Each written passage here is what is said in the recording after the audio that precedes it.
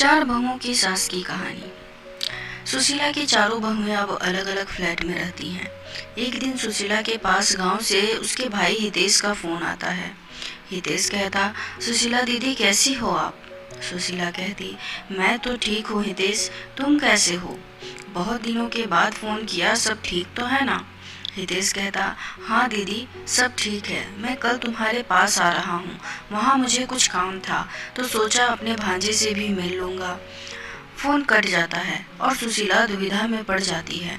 वह सोचने लगती है, बच्चे तो मेरे साथ नहीं रहते, अगर भाई को पता चल गया कि मैं अकेले रहती हूँ तो वह बहुत दुखी होगा। खैर, अब जो होगा वो देखा जाएगा, आने दो भाई को। अगले दिन हितेश सुशीला के घर पहुंच जाता है। वह अपने भाई को देखकर बहुत खुश होती है और सोच में पड़ जाती है। हितेश कहता, सुशीला दीदी क्या सोच रही हो? सुशीला कहती, अरे कुछ नहीं, तुम बैठो, मैं तुम्हारे लिए कुछ खाने के लिए लाती हूँ। हितेश कहता, दीदी तुम क्यों ला रही हो? खाना तो आपकी बहुएं लाएंगी, कहाँ गई वो? सुशीला ने हितेश को सारी बात बता दी। हितेश कहता, कलयुग आ गया है दीदी, कलयुग।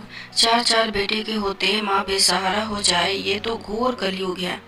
चलो मैं तुम्हारे बेटों से मिलकर आता हूँ। हितेश ऊपर चला जाता है तो देखता है कि सुशीला के बड़े बेटे को शराब पीने की आदत होती है, जो अब बहुत बढ़ चुकी है। उसके दो बच्चे हैं। बड़ा बेटा कहता, मामा जी कैसे हो आप? घर में सब ठीक है? बड़े दिन बाद आप आए। हितेश कहता, घर में तो सब ठीक है, तुम बताओ कैसा चल रहा है यहाँ? सब कुछ ठीक है ना? इतने में उसका छोटा बेटा यानी सुशीला जी का पोता हितेश के पास आता है, जो लगभग 6 साल का था। हितेश उससे पूछता है, कैसे हो बेटा, कौन सी क्लास में हो?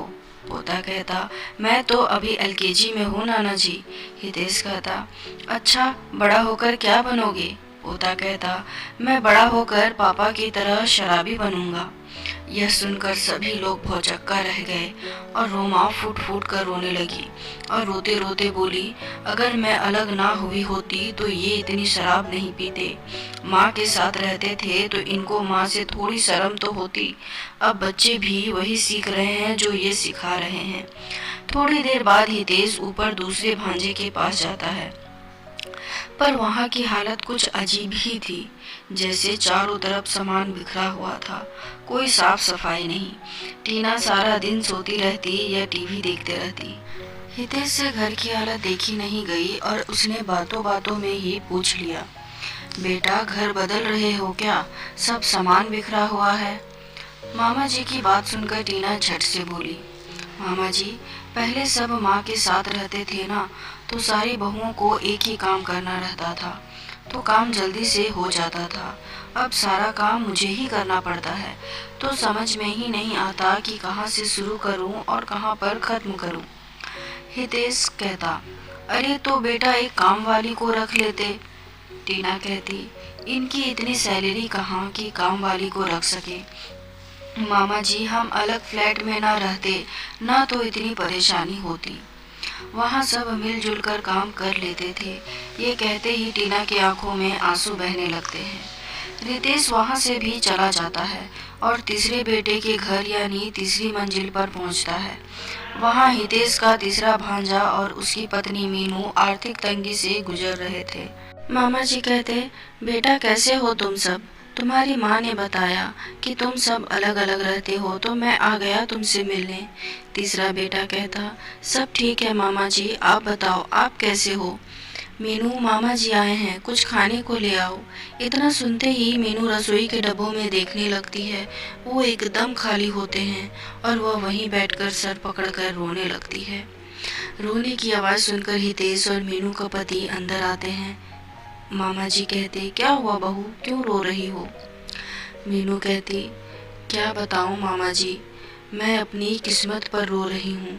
अगर मैं भाभीियों की बातों में आकर घर से अलग ना होती ना तो आज ये दिन देखना पड़ता। घर में खाने के लिए कुछ नहीं है और काम का भी पता नहीं मिलेगा कि नहीं। मेरी सास हमेशा हमारा ख्याल रखती थी और आज ये दिन सिर्फ मेरी वजह से देखने को मिल रहा है। मीनू अपने किए पर बहुत पछताती है।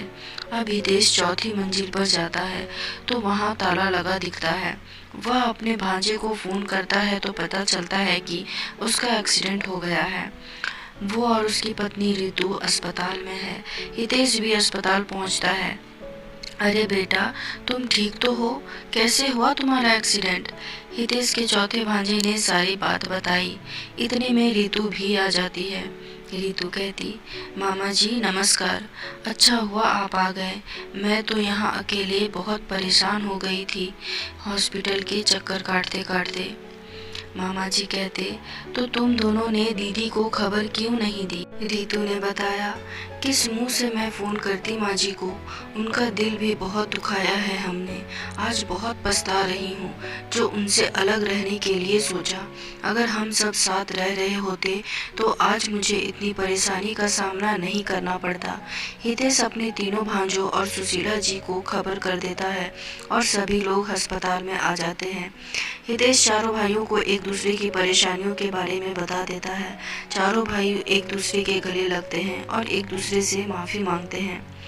चारों बहुएं भी सुशीला जी के पैर छूकर अपने सास से माफ़ी मांगती हैं। अब दोबारा सारा परिवार एक हो गया और सब मिलजुल कर रहने लगे।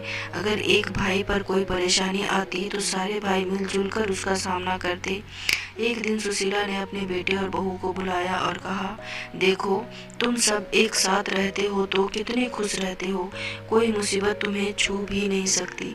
इसीलिए तो कहते हैं मुश्किल वक्त भी टल जाता है जब अपनों का साथ होता है। इसलिए दोस्तों, आप माता पिता का साथ छोड़कर कभी खुश नहीं रह सकते।